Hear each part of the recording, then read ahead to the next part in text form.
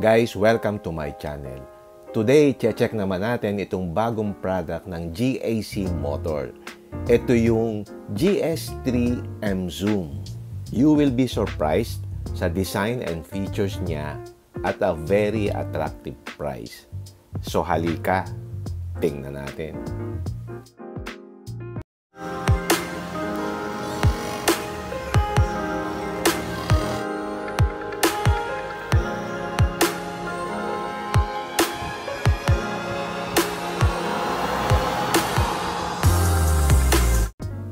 But before I start, gusto ko munang magpasalamat kay Neil Hernandez. Nandyan yung number niya dito sa baba.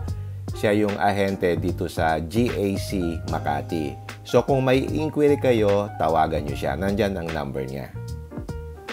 Okay, unahin natin yung presyo. Dito sa Pilipinas, meron siyang tatlong variants. Yung base model na GS is 998,000. Yung sumunod na mid variant na GB is 1,098,000. At yung top of the line na R-Style is 1,198,000. So, madali lang siyang tandaan. So, ang difference ng each variant is 100,000 pesos.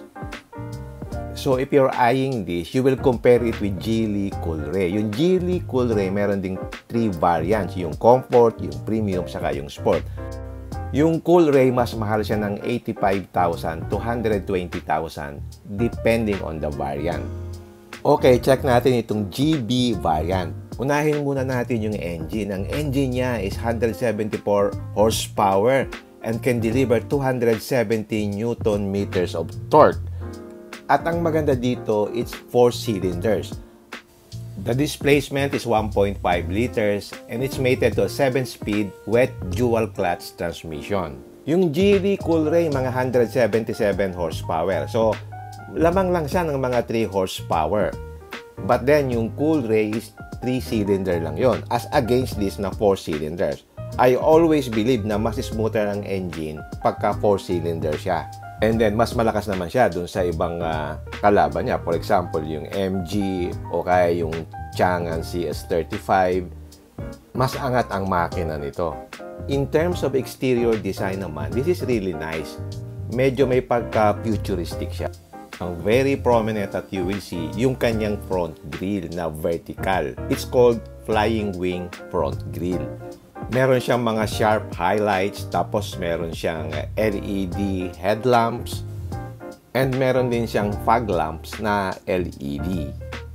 Check naman natin yung signal light. Ganyan ang itsura niya kapag umiilaw yung signal light. Medyo may pagka-triangle yung shape niya. At dito sa lower portion, meron siyang nice looking front chin na parang piano black. And then you have front sensors, 4 yan dito sa harap. At dito naman sa ilalim ng badge yung front camera. And meron din siyang camera or sensor doon sa windshield area. Let's take a look at the side profile. Ang una mong mapapansin yung kanyang hidden electric door handles. Pag nilock mo siya, magko-close yung kanyang handles, nagtatago siya, and then nagpo-fold yung kanyang side mirror. Pag in-open mo, yan, mag-o-open naman yung kanyang handle. Magpapakita na siya. Meron din siyang light dito sa side mirror at dun sa ilalim, nandun yung camera para dun sa 360-degree camera. And then, yung mga highlights niya dito sa door, for example, is mga sharp edges. Which is yun ang kanyang design element that is carried over dun sa harap at saka dito sa likod. You would see that dito sa back, meron sharp din yung mga highlights, no? Yung kanyang tail lights, medyo triangle shape, and then you have that triangular reflector dun sa likod. And then there's a nice roof rail na aluminum in color na nag-i-extend hanggang dun sa likod. Na meron namang rear spoiler na unique yung design. Tapos nasa gitna yung third brake light. And this is how it looks pag nakailaw yung likod.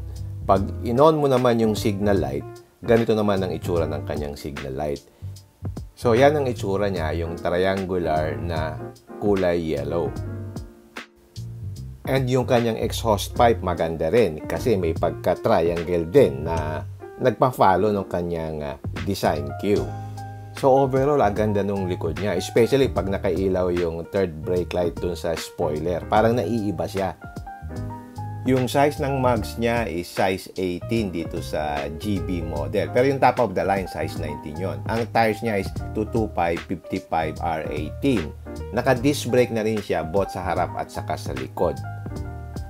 Okay, check natin yung likod. So, power tailgate na rin siya. At dito sa likod, average lang yung size ng kanyang trunk space, no? So, it's flat. And then, you can actually adjust yung height nito. Sa ilalim, nandito yung kanyang reserba. At ito yung sinasabi ko na nai-adjust mo yung height nitong trunk area, no? Yan, meron siyang area dyan. Yan, pwede mo siyang ipatong dun na para mas mataas yung kanyang location. Useful yung adjustment ng height na yan kapag ipinold mo yung back seat, di ba, medyo nakaangat. So, pag iniangat mo yung cover nitong trunk area, magpapantay na siya dun sa naka-fold na seat. So, pag naka-fold yung seat, malaki na yung space. So, pwede ka nang magkarga ng malalaking items. And then, dito sa left side, meron ding ilaw to illuminate this trunk area. Okay, close na natin and pasok naman tayo dito sa loob. I like the interior kasi simple lang yung design na combination ng brown and black. The design of the seats are nice. Tapos itong door panels, maganda rin yung highlight ng brown. You can see na yung mga switches dito sa windows ay good quality at saka pulido yung gawa. And then may soft touch leather material pa dito sa armrest. This portion is soft touch and then you have that speaker dito sa may bandang tabi. The other thing I like is yung kanyang dashboard. Mababa yung dashboard niya. So maganda yung kanyang visibility. Parang very clean yung kanyang lines. And you also have that soft touch materials dito sa dashboard. Maganda rin yung design ng front seats, no? Yung combination ng brown at saka black. And then meron kang 6-way power adjustable na driver's seat. The steering wheel is flat bottom and it's also leather wrap. It's also tilt and telescopic. Meron din siyang ambient lighting dito sa dashboard at saka dito sa mga doors. And meron siyang 10.25 inches multifunction head unit. Check naman natin yung upper portion. Dito sa driver side, meron siyang vanity mirror na meron namang ilaw. Ganon din dito sa passenger side. Dito naman sa lower portion, merong aircon vent dito sa bandang baba. At nandito rin yung control ng kanyang aircon. Yan, meron siyang dalawang knob both sides.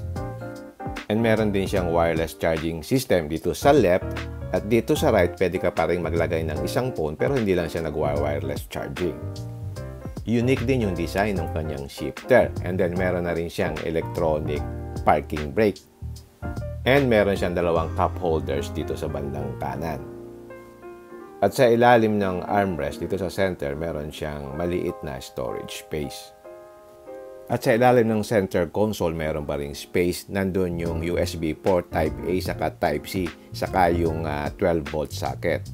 And then you have a speaker dito sa lower side ng door. May adjustment dito nung height nung headlight at dito sa ilalim naman nandito yung bukasan ng hood.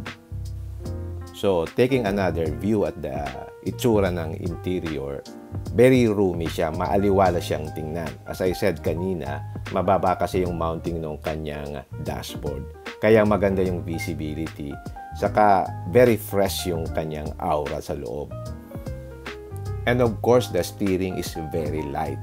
You can see here na pwede mo talagang i-maneuver yung vehicle na magaan lang kasi malambot yung manibela kasi electric power assisted steering siya. Yung aircon vent dito sa harap, naka-fix yung sa labas but you can control yung direction ng air using the lever. You can shift it left to right. Yan ko. Okay. Tapos ito, meron kang Bluetooth USB, may Apple CarPlay siya. Tapos, And then, ito yung mga functionalities niya, no? May music, radio, Bluetooth. Ano yung and ito naman sa video? features na, ito sir. Oo, picture video. Kasi kailangan mo, kumbaga parang yung USB na yan, ng mga MP3 o play. Pwede mo siyang MP3. And then, itong My Vehicle. Yan sir, makikita mo yung buong surrounding mo. No? So, yung kanyang instrument cluster is digital na rin. Makita mo yung digital. Maganda yung resolution.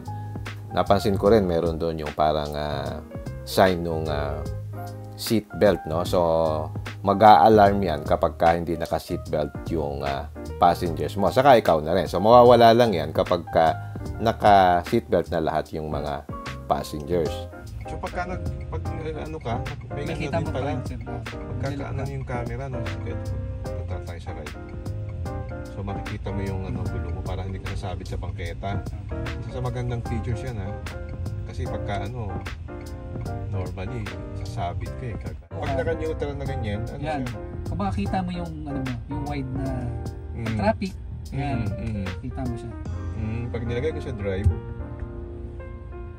siguro mawawala yan. Mawawala yan sa time, no? Para a certain period of Subukan natin yung reverse. Yun yung kanina yan. Yung camera kanina. So, meron siyang 360-degree camera. Kita mo yung motor sa likod, no? Driving mode. May driving mode siya. You have eco mode. You have comfort mode. Meron ka ding sport mode, no? So, pag sport, so nagiging mas sporty type, no? Galing, ha? Meron pa siyang sounds. May sounds pa. The side mirrors can also be adjusted here. Hindi mo rin siya ma-adjust. Yun. Tama, oh. Na-adjust mo dito. Kumbaga, pwede mo siyang manual. Pwede rin, automatic. Ang galing, ha? Tataas ko siya. Side mirror. Yan, side mirror. Sa technology, ha? Tapos yung left, sa driver side. Yun din, sir. Ganun din. Left, yun. Gumagalaw yung mirror. Tingnan mo dito, bumababa siya, no? Yan. Ang maganda pa rito, meron siyang ventilated seats which you can control dito sa head unit. Meron siyang 3 adjustment dun sa settings ng ventilation ng seats. So, pagka medyo mainit, pwede mo sigurong palakasin. Pagka hindi mo na kailangan ng malakas, you can adjust at a lower setting. So, yan ang ilan sa mga features nitong M-Zoom. Of course, you can control the other features of the car dito sa kanyang head unit. For example, since meron siyang ambient lighting, meron din siyang switch ng ambient lighting doon, which you can change the color.